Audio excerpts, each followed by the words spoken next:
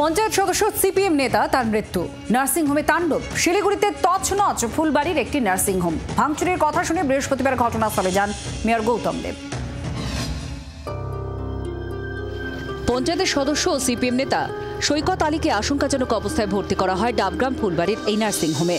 পরিজনদের দাবি, বেশ কিছুদিন ধরেই এখানে ভর্তি রোগী, কিন্তু অভিযোগ রোগীর পরিস্থিতি সংকটজনক হয়েছে তা আগে জানায়নি নার্সিংহোম। মৃত্যুর পর তাদের জানানো হয় রোগীর মৃত্যু হয়েছে।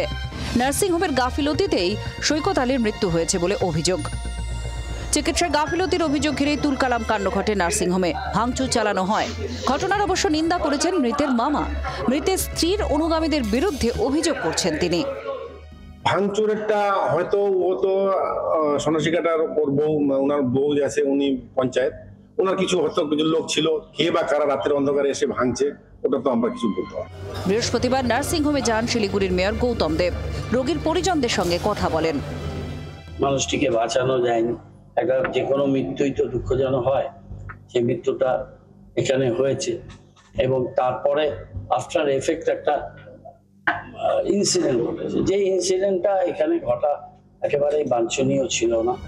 চিকিৎসার গাফিলতির অভিযোগ পরে প্রত্যাহার করেন মৃতের বাবা। ওরাই ভুল করেছে, এই হসপিটালে কোনো ভুল করেনি। আমার ছেলেকে এখানে যে অ্যাডমিশন নিয়েছে, আমি এনাদের কাছে ধন্যবাদ, কারণ এনাদের কোনো ত্রুটি ছিল না। চিকিৎসা নিয়ে অভিযোগ হলেও নার্সিংহোমে কেন ভাঙচুর? রোগী মৃত্যুর জেরে নার্সিংহোমে ভাঙচুরের ঘটনায় উদ্বেগ বাড়ছে চিকিৎসা মহলে। শিলিগুড়ি থেকে নারায়ণ সিংহ রায়ের রিপোর্ট, জি24 ঘন্টা। বাংলার আওয়াজ, বাঙালির আবেগ, জি24 ঘন্টা।